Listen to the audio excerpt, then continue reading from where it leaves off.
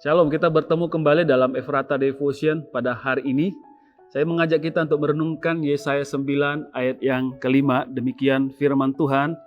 Sebab seorang anak telah lahir untuk kita, seorang putra telah diberikan untuk kita. Lambang pemerintahan ada di atas bahunya dan namanya disebutkan orang penasihat ajaib, Allah yang perkasa, Bapa yang kekal, Raja damai.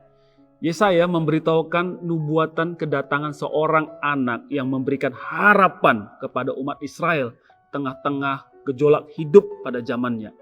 Nubuatan ini juga mengarah jauh ke depan, ya, kepada kedatangan Yesus Sang Mesias di masa kegelapan ketika Allah berdiam diri selama beberapa ratus tahun karena kedegilan hati umat Tuhan sampai Natal tiba, saudara. Menarik dikatakan begini, bahwa seorang anak telah lahir, bukan seorang raja telah datang. Walaupun kita tahu anak itu akan menjadi raja, ya. Coba kita telah. Anak itu simbol apa sih? Gitu ya. Eka Dharma Putra mengatakan begini, anak itu lambang kelembutan dan lambang masa depan. Kita renungkan satu persatu. Yang pertama begini, seorang anak telah lahir untuk kita, itu menunjukkan simbol dari kelembutan, Bapak Saudara. Anak di mana memiliki tahap perkembangan saat otot-otot belum bisa diandalkan. Inilah paradoks Natal yang paling mencolok, ya. Sebagai anak yang rentan, tetapi ini justru menegur kita. Mengapa?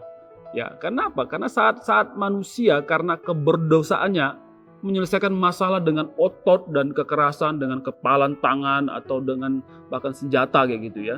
Inilah sebenarnya yang paling dibutuhkan manusia sekarang untuk masa depannya, yaitu keteladanan seorang anak. Natal adalah ketika Allah menjelma menjadi manusia, ketika Allah melalui Yesus menjadikan dirinya sendiri sebagai prototipe manusia yang sejati, yaitu seorang anak. Keunikan jati diri manusia itu terletak pada kemampuannya menyelesaikan masalah dengan hati nurani, dengan kasih, dan dengan akal budi, ya Bapak Saudara. Bukan dengan kekerasan dan kebencian. Allah datang menyelesaikan dosa dengan kasih-Nya melalui seorang anak.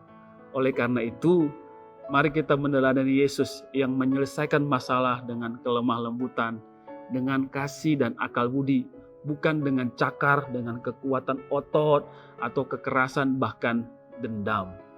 Yang kedua, kita renungkan tadi dari simbol seorang anak.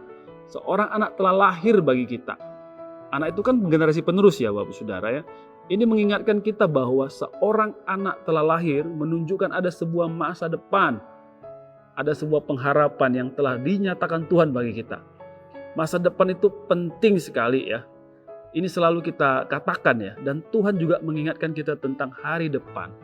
Begini firman Tuhan pernah dikatakan, sebab aku ini mengetahui rancangan-rancangan apa yang ada padaku mengenai kamu. Demikianlah firman Tuhan, yaitu rancangan damai sejahtera dan bukan rancangan kecelakaan untuk memberikan kepadamu hari depan yang penuh harapan. Ya, sekali lagi bicara hari depan yang penuh harapan.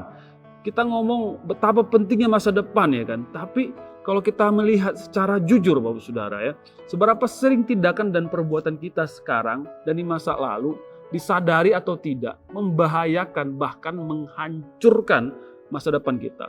Umat Israel itu ditegur kejahatannya oleh Yesaya. Karena itu berpengaruh terhadap masa depan mereka. Nah, Allah menyiapkan masa depan bagi kita dengan karyanya. Tetapi sekali lagi seberapa banyak tindakan dan perbuatan kita justru bisa menghancurkan masa depan kita. Misalnya gini, kenikmatan sesaat, ya.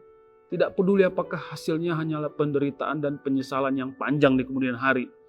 Ya pakai mumpungisme lagi, ya, mumpung ada kesempatan, mumpung masih berkuasa, mumpung masih muda, tidak memikirkan melakukan ini dan itu benar atau tidak, ya. Mau selingkuh, percabulan dan korupsi, ya tidak apalah, tapi tidak sadar itu justru menghancurkan masa depan, Saudara.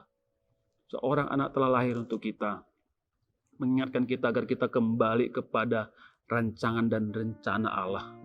Dia datang untuk kita agar kita mengalami hidup yang penuh harapan, Bapak Saudara. Seorang anak telah lahir untuk kita, seorang putra telah diberikan untuk kita.